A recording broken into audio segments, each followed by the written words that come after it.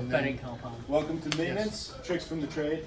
I think US Sailing has a bit longer name for it, but that's what I'm going to call it 'cause it's easy for me. I don't want to Put trip their over keels too many together words with today. taking it with every year. My name is Cam. I'm director, fleet and facilities at Community Boating in Boston. This is Adam. He's my co-director, same department. Thanks for all coming today. This is great. We're gonna blow through some boring stuff real quick, but hopefully it's helpful. Talk about budget and a little bit about maintenance software. And after that, we'll get right into this demo. We have a slideshow with a bunch of areas of disrepair that the yacht club wouldn't be so happy if they saw us doing so inside their nice bar. And then once you guys see all those steps, then we can hop over here. We got a bunch of pieces of wood and a bunch of fiberglass, and we can learn how to mix some resin and lay out some glass. So hopefully you guys have fun with that. Yeah, All right, let's go to the first slide. Oh, and if anybody has questions, please don't hesitate to ask. A little off center A here. little off center. We'll figure it out. Planning your future and current maintenance budget. So one thing that we do that's really helpful, planning for the future, is doing a 3 to 7 year maintenance schedule for our large vessels. So for us, that's our sonar fleet and our Ideal 18 fleet. So we just have a nice Google spreadsheet, or you could use an Excel spreadsheet, and we color code it, and we take a look at the whole fleet and decide what boats are going to need a full rehaul and how long we can wait until they get that. We're in the Charles River. The boats get really stained from that, and hydrochloric acid doesn't take those stains off after a certain amount of time. Also, we're a stepping stone where people really learn how to sail, and because of that, our boats get obliterated, pretty much guaranteed, every single year. Good job, security. Right. So, you know, when we overhaul a boat, it looks beautiful when we're done, but that isn't really our mission. We're overhauling our boats because if we don't, it will become exposed fiberglass, and then the boat will be totaled, and we don't want to buy new boats because they're really expensive. So we look at the boats, we decide how bad they are, and we decide how long until they need to come inside during the off season and get rehabbed. That rehab is full sanding, repairing anything that's broken on the boat, and then paint job, and then if we have the money for it, we do some improvements to the rigging and the hardware and stuff like that. But you know, that depends on what we can do. For our smaller vessels, which are our Cape Cod Mercuries and our lasers, we do a 3-year maintenance schedule. I call those bumper boats because that's really what they are. That's the first boat people take when they learn how to sail at community boating. And not only that, but they sit in a slip right next to each other. That gets a little rocky sometimes. We tie them down as best as we can, but it's just kind of the nature of the beast. So we have a 3-year maintenance schedule for those with obviously unexpected maintenance planned. So basically what we do is we'll take in half of our centerboard fleet, redo that, fix anything that's broken that we didn't get to well in season. Then the next year we'll do half of the Keel Mercury fleet, and then the 3rd year we'll do half and half. That cycles through the whole fleet, then we start the process over, and that's kind of how we try to stay on top of that. And then we do the same thing with the lasers. We're able to get a lot more maintenance done on the lasers in season though, because it's small and we have room for them. So that's really good. For our large boats, we use some more serious products, such as all grip and stuff like that, because those aren't getting repainted any more than every 8 years at best, maybe 12. So we want something that's going to stick around for a really long time and hold up and be able to be repaired. For our smaller boats, like our Cape Cod Mercuries, we use a paint with a much lower VOC. And basically what that allows you to do is have more people be able to work on it in a safe way, because we don't want to gas people out and make people sick, and it requires a lot of PPE. VOC stands for volatile organic compounds, and those are compounds that if you constantly breathe them in, they're going to do damage to your nervous system, your lungs, and it's really important that we're not just gassing out the whole building. Yep. Yeah. Same here. That's why I couldn't say the whole title of the slide. It wasn't at community boating. So what paint are you using on the Mercuries? We are using topside Easy epoxy, yeah. Very That's low- great. low We still VOC. wear respirators, Yep. and we're still safe with it. But Spraying it's it? much better No. than all craft or We'll all get grip. we roll and tip it, which we'll get to that at the end of the slide. Yeah, we sure will. So that's it for that. You know, and that's scheduled maintenance, and it seems like an expensive cost, and it is. Everything in this industry is expensive. But doing scheduled maintenance will save you money in the long run. Like we said, buying new boats, never cheap. Unless they're donated, then it's free, but those are gonna probably need work too. Another thing we do is we itemize our budget lines for semi and semi-consumable parts. Like I said, things really get beat on, like I'm sure they do at a lot of your clubs. So, you know, prop guards for our launches, we know we're gonna have to replace at least 3 of those a year. You know, maybe 6 on a bad year if we loan our boats out to another program. So we plan for that. Tiller handles, stuff like that just breaks over time. We plan to get 5 to 10 in every year, and we just know that's a cost that we gotta pay for. So we have that planned ahead, and we have the money set aside, and we know that we're gonna spend it, and we do spend it. And then general engine maintenance stuff. You know, you gotta do your spark plugs every year. Our water's a bit acidic, so we know we're gonna have to replace some mooring tackle every year. So we just try to plan ahead for that kind of thing. Next slide. CMMS maintenance software. This stuff is great and you don't have to pay any money for it. They're free options and it's very helpful. So that's MaintainX. That's the one we're using right now. We started using that about 2 years ago. Before that, we just had an Excel sheet with some programs in it, and that works fine too. But this is better, much better. What's it called? This is called MaintainX. Okay. Yeah, and it's great. I do pay for it once a year for 3 months, and the reason I do that is I pull all the data from it for my report to the board. So, you know, if you want to use it like that, you can, but you can also just use it for free, and it works great. One more time, name? Go ahead. One more time, the name? MaintainX. You can do other cool stuff with this too. So you can schedule that recurring maintenance that I was just talking about. That way your staff knows when they need to do something that's done on a repeatable time scale. It's also great for noticing patterns and trends in damaged boats. So we can look at a season and say, you know, oh, this, you know, we keep having, I don't know, we have a bunch of broken prop guards, Yeah. or we have a bunch of broken center boards, and it's like, why does this keep happening, you know? And we can kind of figure out these problems rather than just chasing it every year, year after year. So it's great to keep track of stuff too. Yep. We can find patterns, like you said. So if we can find a solution for something if we see a pattern, right? Yeah. Whether it's programming differently or us fixing stuff differently. You know, it's not a blame game, but it's also like, let's find the root of this issue and fix it. Streamlines the reporting process. So we have a dock house, and then we have a maintenance area. So dock staff, they don't really need to know much about what's going on, other than this boat is broken. And we have all our boats logged into the system. It didn't take that long to do. And they just say, this boat has a broken side step. This boat has a hole in it. And then maintenance staff can easily just go out and fix it that day. With that, it also can give you information of a manager on the status of a repair. So, you know, if it's a 3-day repair, I know it's gonna be done in 3 days, and I can see what's been done, and it's on pause. And, you know, you can say it's on pause because I'm waiting for a part, you know, or it's on pause because I'm waiting for my epoxy to dry, and tomorrow I'm gonna sand it. So that's really helpful, because then you don't have to chase your staff around and ask them, when is that gonna be fixed? You know they're on it, you know it's not done yet, you know it's gonna get done. Tracks your repair costs. We don't get into that too much, honestly. It's better for us to have a broad overview, but you can go really in depth. You know, you can make QR codes and have all your hardware have a QR code on it, and you can have your maintenance staff scan that QR code before they take one screw out of the bucket, and that screw is accounted for.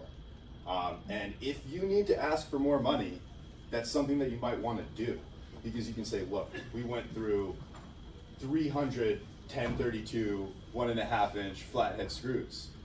Like, we need more, and we need to pay for them. So it's a good way to help justify your expense to your higher ups in an ethical manner. You're not really BSing. You have the cold hard numbers. And It also helps you purchase in bulk, right? Exactly. You know what you're gonna. Yeah. And you can go to Yep. a fastener supply house versus going to West Marine. Exactly. You know how many is in a case, right? Say there's 302 of a specific screw in a case, and you see that you used 604. Okay, we went through 2 cases last year, so I'm just going to order 2 cases right now, and it's done. So that's really helpful. And I think that's it for all the boring stuff. Oh wait, one more thing. Go ahead. Bonus slide. This Boom. is real important. Good catch. We host volunteer work parties, you know, throughout the season and like at the beginning and the end of the season, and we get a lot of manpower from our volunteers. And it really helps us connect with the community. You know, everyone comes down, wants to help out fixing the boats, figuring out, oh, like, you know, they want to learn what's going on with the boats, like how to fix them, how to fix a side stay, how to look for damage themselves, and it's a lot of fun. It's a lot of fun, and it's huge for labor. I'm sure a lot of you guys do this, and if you don't, I really recommend it. We are doing at least 4 work parties this year. We have a big one in the fall, put everything away. We have a big one in the spring to set everything up. I had one a few weeks ago. We hung all our wooden rudders in our main bay, and all the volunteers came in and they sanded them and they restained all of them.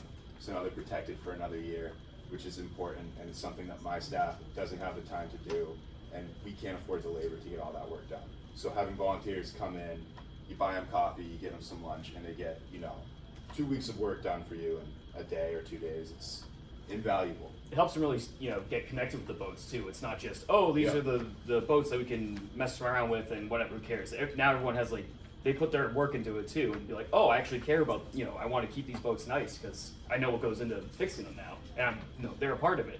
Yeah. That's really nice. Sometimes you get lucky too, and you recruit a couple volunteers who want to come in every week. So we have 2 right now, and it's awesome. They're fun to hang out with. They literally just come in because they love sailing and they love community boating. They come in with a smile on their face and they help, and we become friends with them, and it's great. What's the yellow circle? Yellow circle. Oh, what? I don't think we use that anymore. No, that's the rigging boat. That's the rigging boat? Yeah, you it can't, is. You can't see Yeah, it because yeah. it's behind everyone. Yep. We have 2 Mercuries that are on wheeled carts that we keep on the dock, and they're Okay, so they our spin demo. out of the Yeah. wind. Yep. Okay. We got weird shapes all over our dock. All right, now we're getting into it. Preparing for your repair. Materials, tools, and PPE. All right, so like I said earlier, it's really important to protect yourself and protect your staff. We try to save money whenever possible. It's very important to be financially efficient. One thing we never skimp on is PPE, because somebody getting sick or injured is going to be way more expensive than just making sure they have the proper material. And you know, it's up to you as a leader to decide if this is a project that you can take on and your employees can safely do, or if you need to outsource it. Maybe more expensive to outsource it, definitely gonna be more expensive to outsource it. But if it's not safe, you know, it's the cost of doing business. Yeah. And sometimes that's just how it has to be. So, we've got a respirator right here. Oh, you want to go through this? Yeah, let's go through this. Oh, so start of our repair. Okay. We're gonna be doing fiberglass patches today. You've done this before. We've got a cut-up laser. Shh, don't tell them I cut it out. It was a bit long in the tooth. It was time for it to. Most definitely a couple years older than me. So it was time to go. So we put some holes in it, and Adam fixed the holes, and he took pictures of the whole process. So he's gonna show you how he did it. This is the equipment that we're gonna need. Wet system, 2-part epoxy, 202 de-waxer. De-waxer basically cleans anything off the material that you don't want on your new material. 202 is fun. Like this. There you go. 2-part epoxy. 2-part Wow. epoxy. Wow. We didn't bring 202 with us because it's hazardous. fun. You can't bring that on a plane. Yeah. That's a respirator thing right there. Which is Denatured 202. alcohol, way safer. Denatured alcohol we use for That's like not the any methyl cleanup chloride, is it? that you don't Okay. like need to be super serious. So It's you know just you don't that. really need to have a respirator on to work with denatured alcohol. It's just to clean off dust and stuff like that. Woven and chopped strand matte fiberglass. There's tons of different kinds of fiberglass. These are the 2 that we use the most. The chopped is great because you can make pretty much any shape with it. It's really easy to work with. You can paint epoxy onto it. You've probably seen it used a lot when you see people hanging out. You know, they live on their boat, they gotta fix something real quick. That's what they're gonna be using. And then woven. Woven is a little more difficult to work with because it looks like, I'm sure you're all familiar with carbon fiber. It looks just like carbon fiber. It's just a little bit lower quality and you use a different resin with it. So it's woven together, and with that you get a lot more strength, a lot more rigidity, but the issue with that is, it's hard to turn certain corners, it's hard to work it into the boat. So you have to look at the shape of whatever you're fixing and decide which one to use, and oftentimes we use both. And that's a lot of the time the way to go, is get the structural done with the woven and then make it look nice with the chop. Other way around. Yeah, all the way around. You don't use 1708 in that case? No, we've never used 1708. Really? No, not at CBI. Wow. Yeah. Easy epoxy. Oh, sorry. Oh yeah, no worries. You want Easy to tell them epoxy, paint and primer. That's the paint and primer that we talked about earlier that we use. It's lower VOC. It's easy for the younger part-time staff to get their heads around and use. So that's what we use for all smart repairs. Tools. Really wish it was on the screen, but it's okay. I guess I've stared at this enough to kind of know what it says. 3-inch die grinder. That's that black and red right there. That thing is great. I bought it and I felt bad about it because it was kind of expensive. It's mine. And then I used it every single day for like a year straight. So I highly recommend that. You don't need a cordless one like that. You don't need a Milwaukee one. You can go to Harbor Freight and just get a little air compressor one, and it's going to run you like $30. I would recommend starting with something like that and then moving up. Same deal with the sander. We use the electric ones. You can use an air one, cheaper. Those are still relatively cheap. That's like $60 to $80 depending on the deal. Black Friday and stuff like that. That's 4.5-inch oscillating. And that's supposed to say 60 to 320 grit sandpaper. Yeah, 60 to 320 grit sandpaper. Obviously, when you're a really serious gel coat guy, you're gonna have every sandpaper under the sun. But that's not what we're talking about today. We're talking about fixing our boats for our fleet. So 60 to 320 grit will get you through any repair and get you a pretty good looking finished product. Metal fiberglass roller. It's this right here. You're gonna use that after you lay your mat. You lay your mat, it's gonna be wet. You don't want any bubbles, so you're gonna take that, roll it over the top, get all the bubbles out. Vacuum. Vacuums are huge. You need a shop vac. It's dusty work. You wanna keep your work area clean. You don't wanna contaminate things too much. And you just don't wanna make your yacht club or sailing club dirty. So, shop vac. Get one. PPE, staying safe. When working with fiberglass and fiberglass material, proper handling and lung protection is of the utmost importance. We recommend a NEO certified full face respirator for all small to medium fiberglass repairs. Nitrile gloves and a Tyvek suit are also important to protect skin from contaminants and irritation. Use the shop vac to control dust and debris. Nitrile gloves, we didn't bring a suit with us, but that's okay, you'll see it soon enough. Adam has his Darth Vader mask right here. I'm going to show you guys how to put it on and how to check your seal. It's very important that it's sealed onto your head so you don't get anything leaking in through the sides. So here he goes. Boom, it's on. He's got his straps. Pull him back, 2 on the side. Boom. Hands over the filter. If you feel a suction, you're safe. If something's leaking through, you need to adjust your mask or you need a different size. And how much do those go for? These masks are the more, 120? I think 120. That's Yeah. like the mid range. They Oh, they go 120. up to like $600, but Yep. that's crazy. Yeah.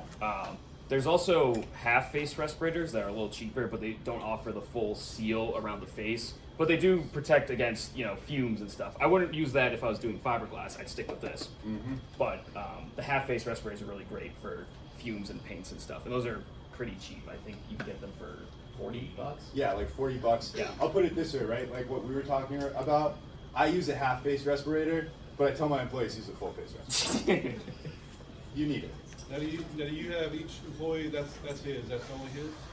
That's Yes, we do, Yeah. That's what we try to do. yeah. Yeah, as much as possible, we have everybody write their name on it. It's like, this is yours for the year. Keep it in your locker. At the end of the year, when you stop working in maintenance, you give it back. Also, 3M has a bunch of information online to teach you how to do the seal check, how to take care of these masks.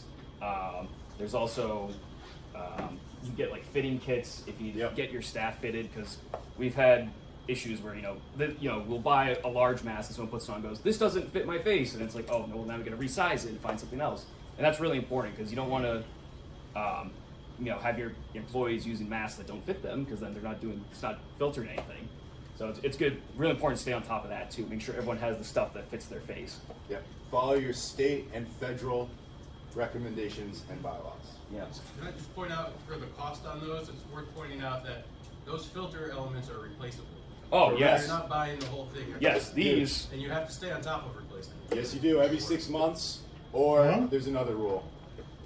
It's every 6 months if they're exposed, and then I think there's an hour on top of if it's not exposed, but I'm not sure exactly what it is. I forget the details. It says Yeah. on the It says it right on the package. 8 to Yeah. 12 hours. 8 to 12 hours, there you go.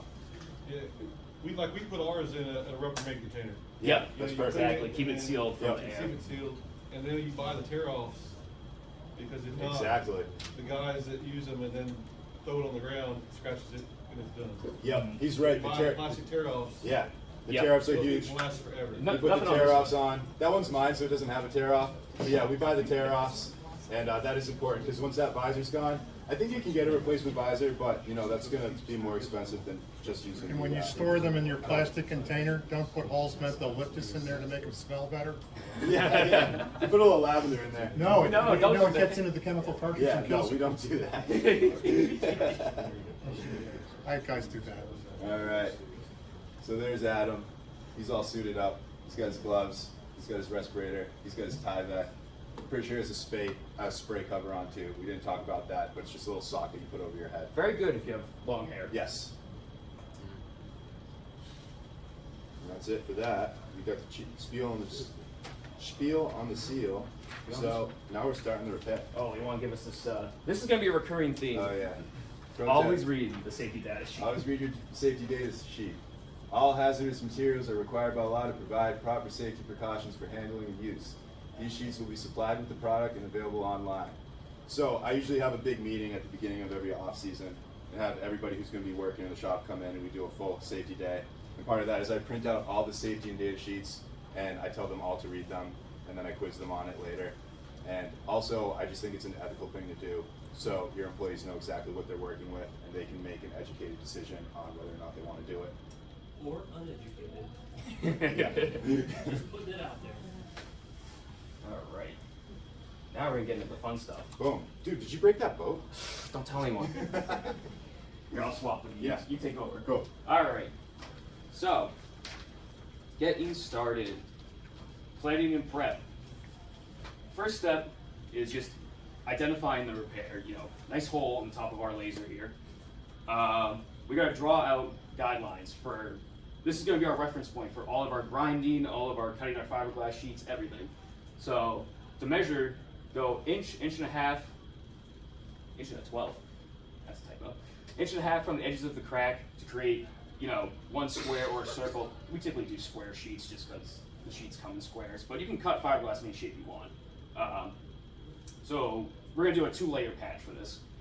The second measurement is gonna be 2 inches out from the first one so that we have a good overlap and good adhesion, because if they don't have enough of an overhang, if I made the second piece only, half an inch past the first one, it's not really going to seal it in right. It's not going to stick on correctly. The whole thing can just pop off. I mean, we've encountered some of the older boats with old repairs where like, it wasn't really done the right way, and then the whole patch will just pop off when we're cleaning the boat off, and it's like, oh, well, somebody didn't do the 2-inch rule.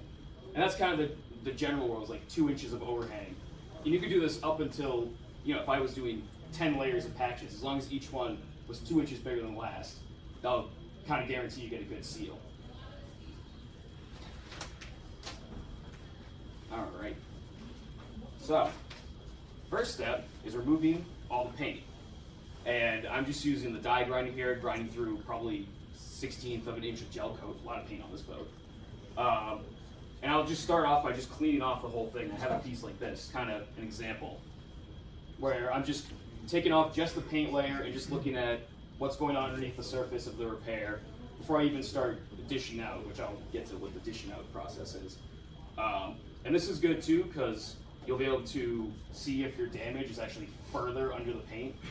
And like this repair was fine. It didn't the crack wasn't any bigger, but if this crack had actually been another 3 inches underneath the paint that I couldn't see, I'd have to redraw everything. Oh, I gotta change my game plan now because this is actually a bigger project.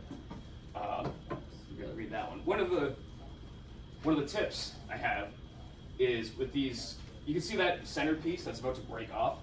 You can save a lot of those pieces and reuse them as fill, so that way you don't having to rebuild entire cores or big sections. You can clean them up, sand them, grind them off, and then use them when you're laying in your glass to just add more structure to it. All right. So that is the final product of the original just paint clearing. And I redrew my center lines for my dish. And again, oh wow. The dishing process, we're basically creating a bowl for the glass to sit in, so that when we layer all of our pieces on top, it's gonna end up being flush with the surface of the boat. So you won't have this big fiberglass hump on top. You're actually carving into the boat and then building it back up to make that repair. So on the next slide, you'll see I'm starting to grind down that center bit. I've already cleared away the outside edge, and now I'm working towards the center.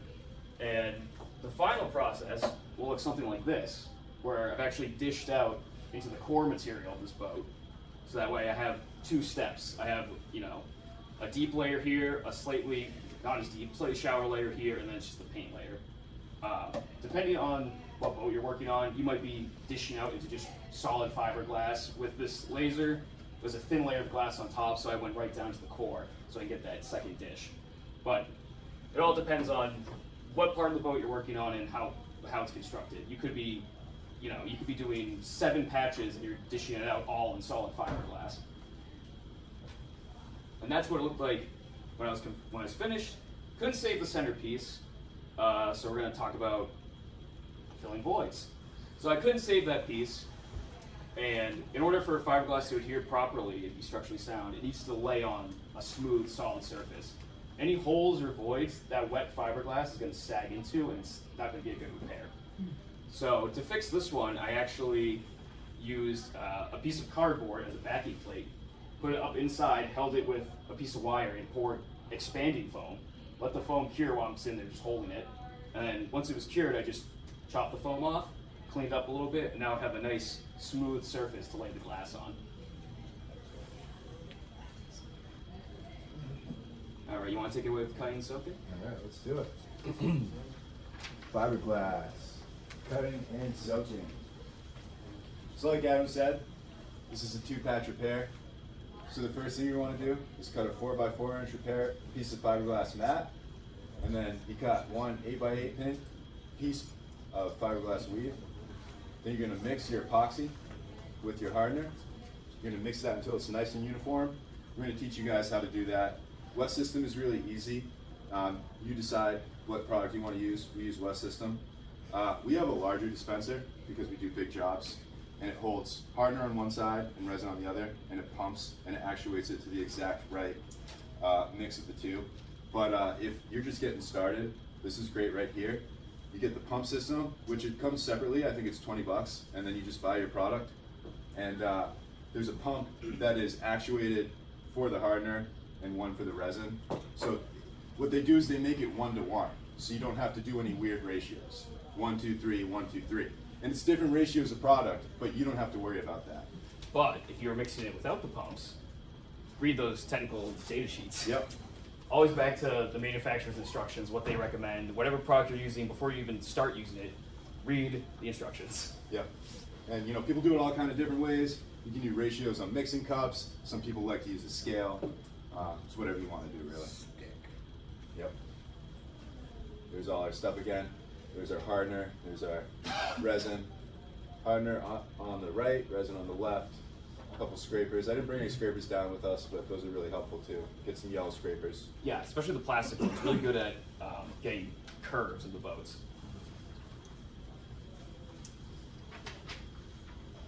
All right. Here's some more pics of wow. Boom. So there's that. So see what Adam did is he mixed up his cup of resin right there, poured it on, just moved it back and forth. You want to be gentle when you do that. You don't want to rub it in because you're going to damage your mat. And then you just let it soak. It's going to take practice. You don't want to oversaturate your product, but you're gonna when you first start. But once you get the hang of it, which won't take long, you'll learn how much resin you really want to use. And it's not, you know, the patch isn't destroyed if you oversaturate it, it just makes it easier if you don't. You want it to be soaked all the way through, but you don't want it to be a sloppy mess, because if you do that, it's just gonna be more difficult to work with. Also, it's gonna be heavier, so if you're on a vertical surface, it's gonna wanna slide. Yeah, you can see it in the top right picture. That's pretty much soaked through. You can see how it's almost translucent. I can see the cardboard behind it. Yep. And I poured a little bit too much on, so I'm scraping off the excess with the scraper real gentle. So that way when I pick this up and put it on the boat, I'm not dripping resin everywhere. One thing that Adam did that I forgot to mention is we always try to dry fit our fiberglass before we try putting it on the boat. That way we're not wasting product. Oh, that's right. So you cut your shapes, and then you bring it over to your patch, and you make sure it's gonna fit. Keep in mind that it's gonna grow up to 1/8 of an inch once you saturate it. So I always make my patches a little bit smaller.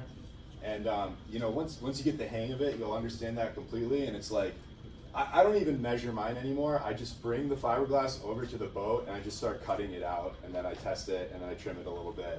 And it's just experience. But get started this way, and you'll get the hang of it fast. Oh, you know what I forgot to mention that I didn't do here? A good way to help with cleanup later on is around your work area, which I didn't do, but we just use blue painter's tape, and we'll just Yep. tape around the edge, and that gives you a nice, you Yeah. know, anything within this tape area is your working area. It's a buffer zone for sanding and grinding. If you drip epoxy, you know, it gets a little bit outside the lines, not a big deal. You can just peel the tape right off and take the epoxy with it. Yeah, we'll retape a patch 4 or 5 times before it's finished. Yeah. Throughout the different steps. It's really helpful. Pro tip: 2-part epoxy resin cures in the exothermic reaction and is affected by the ambient temperature. Different weather conditions will affect, affect curing time. Mixing too fast or mixing too much resin at once can accelerate the curing. So basically, if you have a lot of product, you're bouncing those molecules around each other too much, and it'll overheat. You don't want to do that. When you can, mix small batches of resin. The weather thing is pretty self-explanatory. If it's hot out, your resin's going to dry faster. Since we're practicing today, for the people who are new, I brought slow hardener, right? You can get different speeds. So there's slow, fast, there's like a tropical one, there's, you know, super clear, all different kinds. So depending on the weather, buy appropriately. And they have all the data about, you know, curing times and different temperatures, so you can kind of gauge what products you want to use, you know, based on the manufacturer's recommendations. Fiberglass, laying and rolling, meat and potatoes. Cool. So, first thing we're gonna do is layer a small patch on the inside, so everything's all saturated. Adam's gonna take that, put it on, roll it out. You wanna make sure that it's fully adhered to the surface, right? You don't want any spots where it's not touching your hull. You want it fully surfaced on your hull, and then you're gonna take your roller, you're gonna roll that out. You really want that on there.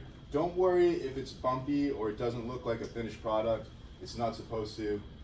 It's supposed to fit, but at this point, your main goal is making sure that it's fully adhered. Then after you do that, you're gonna take your big patch that goes over the top. Some people call it a sacrificial. Sometimes it is sacrificial, sometimes it's not. We try to make it not, because we wanna make the boat as sturdy as possible because of the nature of our beast. You're gonna take that, and you're gonna put that over the top. You're gonna do the exact same thing. You're gonna roll it on. If you've oversaturated, this is when you're gonna start rolling out all that extra epoxy that you threw on there. And if you didn't oversaturate, you're basically just rolling out any bubbles. It's like putting on a decal.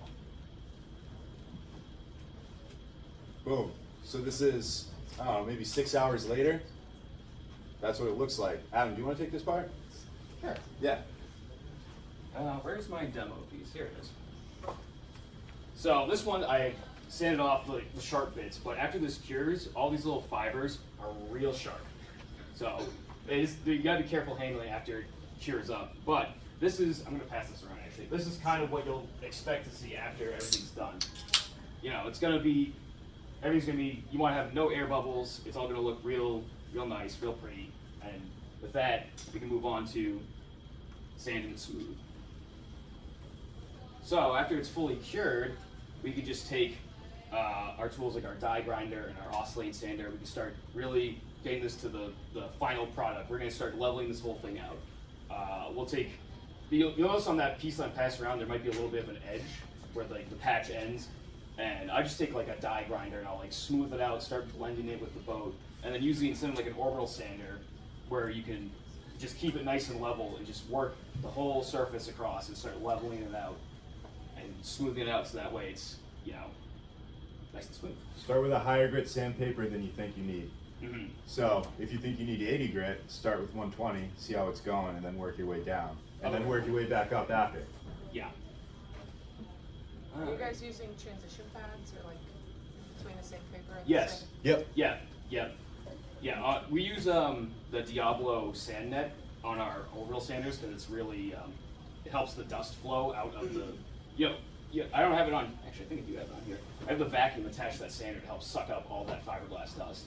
And we like the Diablo sand net because it's has a good airflow and it comes with those pads that help match the curves of the boat. Whereas if you just did sandpaper on the orbital sander, it's just like hard surface on hard surface. You might accidentally gouge it out.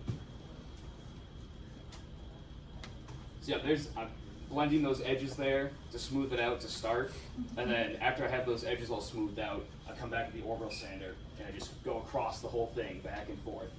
And this is where the tape would come in really handy because if I didn't do it here, but if I had taped these edges, I would know if I'm like going too far with my grinding and my sanding. If I start cutting into the tape, it's like, okay, I've gone too far. I don't want to damage the rest of the boat.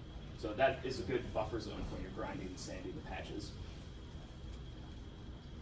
Filling the voids. So this is a fun part. After you do all your fun sanding, you'll have something like this. And on this piece, you might not be able to see it from up here, but there's little voids and little holes from all the air pockets that couldn't get out. It's hard to get every single air bubble out unless you have a vacuum. But after I've sanded the smooth, I have all these little pits and voids. I'll just use automotive Bondo. There's a lot of different fairing compounds you can use. Not above the waterline for automotive. We also use what's the other fairing compound that we use? We use Total Boat Fairing Compound. Yeah, All Grit makes a pretty good one. that's a good one. Automotive Bondo is just an easy thing to grab. Yeah. So If it's I above use the it on this waterline, demo. above the waterline, and it's a good money saver. It's easy to work with. We love Bondo for that. We don't expect it to last until the end of time, but it's easy to work with. It's affordable, and if it's in a dry part of the boat, it's great. If it's below the waterline, or if we want to really guarantee that the patch lasts longer, we'll use something more serious like a Total Boat Fairing Compound or an all Grip Fairing Compound. Oftentimes those are a little more difficult to work with too, so if you have somebody who's less experienced, it's going to be more difficult for them to sand that smooth than if you just give them Bondo. So with Bondo, I'll go to the next one. Yeah. So I'm just mixing out my Bondo here. This is back to the good old read the manufacturer's instructions. Every type of fairing compound has different ratios for hardener to material. In this case, Bondo uses like, it was like a 3-inch, make like a 3-inch little puck, and then you make a little squeeze of hardener, mix it together on your tray, you get a nice uniform, consistent color. And then once you have everything mixed together the right way, smoothly spraying over the whole thing, trying to get as much surface area as possible, and kind of putting pressure on to get that Bondo into those pits and holes. Make sure you're in a ventilated area when you use this stuff. It smells. Make sure that you have a respirator on. Some more pictures. Oh, you want to talk about when to stop using the Bondo? Oh yeah. Yeah. So Bondo and other fairing compounds, they cure pretty fast. Bondo, what is it, like 5 minutes? Bondo's very fast, Yeah. especially if it's hot out on the dock. Yeah, and again, same thing with the manufacturer specifications. They all have different curing times depending on the temperature. With using fairing compound, it's important that you don't work it to death. You don't want to keep working it once it starts curing because you're just going to cause more problems. Even there, you can see I have that seam right there, and you think, oh, I should try to spread that out, spread smooth. But at this point, this Bondo is already starting to harden. And if I try to spread that out, I'm just going to end up dragging the Bondo off of my patch. I'm going to start putting streaks in it. It's not going to be pretty. So sometimes it's better just to leave it alone. Just, you put your Bondo on, it's starting to harden. Okay, I'm just going to leave it alone. If it looks bad, you can always wait for it to cure, come back, sand it, do another layer. Yep. And that's on a cold day outside of Massachusetts, and he still ran out of time. Yeah. Yeah, so There we go. Sanding. Sanding smooth, more sanding. So same thing, just taking an orbital sander and sanding the whole thing down. And same, it's also, this is part of like getting ready for painting too. We want to get this really smooth for our primer and our paint later. We don't want to have any, you know, low spots, any divots, any pits. And at the end of that process, get that slide. You'll get something like kind of looks like this, where I've actually sanded off kind of a good amount of the Bondo, but all where that Bondo is left behind was all the low spots and pits that happened during the grinding and sanding process before. And now it's all leveled out, it's all uniform and smooth. It'll be something like this. Nice and smooth, ready for paint and prime. Pass that around. I always run the word blending through my head over and over again when I'm doing stuff like this, because that's what you're really doing. Putting the product on, and then you're blending it into the boat, so it's part of the boat. I got a question. Shoot. Personally, I've never cared, but it looks like we're going polyester to epoxy. Yeah. Polyester Bondo or polyester gel coat. Yep. Yeah, we do our best to keep everything either polyester or non-polyester. I've never cared. I've kind of admitted the anticipated lifetime of their hair and gone with it. I hear you. We're the same way. Like, if we look at something and it was repaired before 20 years ago with polyester, we try not to use polyester as much anymore because it's dangerous. So, you know, we'll use West System on top of it. And it just kind of is what it is.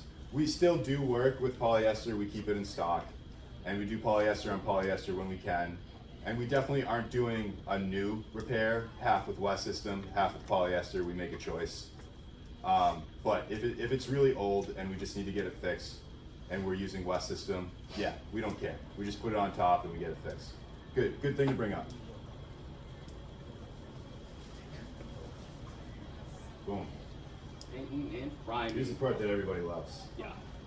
Priming's pretty straightforward. We're just, you know, like if you ever primed a wall or anything, it's just we're priming to get, again, it's similar to the fairing compound. We're going to prime and then we're going to sand it again to get an even smoother surface.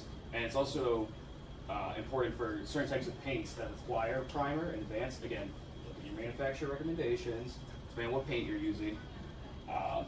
And a little trick that we do sometimes, we have a fleet of Keel Mercuries that are green, and all the primer comes in gray. So we'll dye our primer with a little bit of green dye, so that way when we roll on our final coats of top coat, it blends in nicely. You don't have to spend, you know, days putting layer on layer of paint to try to cover up all the primer. Rolling and tipping. This is a major key. Want to take it away? Yeah. So basically the idea behind rolling and tipping is you're going to apply your paint with a roller. When you apply the paint with the roller, you're going to get like an orange peel finish. It's going to look nice, but it's not going to give you that brand new car smell or that brand new car look. So what you're doing is you're rolling it on, and then you got a foam brush or whatever your manufacturer recommends for a brush. You dip a little paint on top of that so you don't just have a dry brush going right onto your paint. A dry brush will just drag all the paint that you just rolled on right off. Yep. So you roll it on, you got orange peel, and you take that brush and you just brush right over the top very gently, and you're knocking down the paint. This is where thinning comes into effect. Paint lays down or knocks down easier if it's a little thin. It's usually 5 to 15%. You'll have to get familiar with whatever product you're using and decide how much you want to thin it. Sometimes we don't thin it at all. Sometimes we thin it all the way to 15%. And it's just, the paint is liquid, right? So it's got that orange peel, you hit it, it wants to settle. So you're settling the paint, and it's gonna leave you a much better finish that way. We don't try to make it look like a museum art piece. You're gonna tell that it's been rolled and tipped. We're a community sailing center, not professional gel coat workers. But it's gonna look nice. It's gonna look really nice. And you can even, after you do your rolling tipping and let it dry, you can go back and sand it and roll and tip it again if you want. If you're like, oh, I don't really like the way that I did that. It's kind of streaky, it kind of looks a little rough. Sand a little bit of that top coat off, go back and roll and tip it again, you know, experiment with it, give it a shot, try it out. It takes a little bit of getting used to. I wasn't good at it when I first started. I'm probably still not good at it now. But it's a lot of like brush technique and kind of feeling the paint and, you know, knowing how long you have to work with it too. Because if you spend too long trying to tip your paint, you're going to start running the same problem with like the Bondo, where it's going to start hardening, it's going to start drying, and then you're just going to, drag your paint around. Yep. Sometimes it's helpful to work in a team. Boom. Yeah. Went over all that stuff. Boom. Boom, boom. See, Yeah, that's that orange peel. What's That's that what, you rough don't coffee want. That's temp? what you don't want. You can get that with spray too if you don't spray right. We're not going to go into that today. But I've This made is that easy mistake. epoxy? Yeah, that's easy epoxy. So you'll even see that on some cheap new cars sometimes when it hasn't been sprayed right. So that's just the paint not laying down. And there he is. You can see it really well there. He's knocking down the paint. You can see those little lines. Most of those will settle, and the paint will just blend together because it's going to fall into those divots, those low points. There will still be some, but it's going to be from 15 feet away, 10 feet away, 5 feet away. It looks great. See that? See how? I'm sure it looks great. Yeah. Yeah. You see that? See the lines right there in this frame, and then see them in this frame? They're starting to It's dissipate. melting into itself. And it's making that mirror finish. And that's what you're going for. Oh, and you always want to blend back into fresh paint. So Yep. if I was to do this on, say, this piece, I'd roll this section, brush it, tip it smooth, roll the next section, then brush back into what I had already laid flat. You want Yep. to keep doing that over and over again. Yeah, don't brush away from the paint onto raw fiberglass. Blend it, into blend what you've it. already done. Finishing up. So there's a couple of our dock staff who I stole for the winter. We have the privilege of living in a college town and a bunch of really cool kids who love sailing and need money and also go to school. So I usually steal as many of them as I can over the winter, and they come in and they get to learn some really cool skills, which is great for them. And hopefully they go on to have great sailing careers and they can fix their own boats. So it's great for me because I get work done, and it's great for them because they get to improve what they love. So there is Shannon and Anna. They're both new to the shop this winter. They're doing an amazing job painting this boat. They're talented, really cool to see. There's the finished product from Adam's job. And I even brought it here today. Wow, isn't that amazing? You might notice that there's a bunch of weird stuff on this. That's actually some resin that dried on the front because I coated all these pieces in resin so no one got fiberglass splinters. But this is that piece. Because here is where I put that backing plate for the expanding foam. So that's actually inside the boat. Now, it's made of cardboard, it's light. I wouldn't recommend doing this with like really heavy materials, but this is the final piece. And you can see that smooth finish, glossy, shiny. I'll pass that around. So you didn't make any attempt to blend that into the other areas that were already there? No, we just- didn't because we were just going to cut it out. Yeah. What you would do is you go up to really fine grit, maybe even up to wet grit, and you'll see me. You'll come in the morning, you'll see me there going, like this, back and forth, bump, bump, bump, bump, bump. There's all kinds of little tricks once you get to that level. You're going to be rolling your tape in half so you get a softer line, like all kinds of stuff like that. But if you guys get started and start doing it, you're going to learn all that stuff on your own because you're going to be having fun. And there's doing it on a full boat with 2 people. You have one person rolling, another person right behind them tipping, and you can do a whole boat in 30 minutes? 30 minutes, yeah. Yeah. You want to move fast. You want to move with haste, but you don't want to rush. What music they listening to? Ooh, I think Shannon's listening to an audiobook actually. Shannon is probably listening to an audiobook. Yeah. That's it, guys. So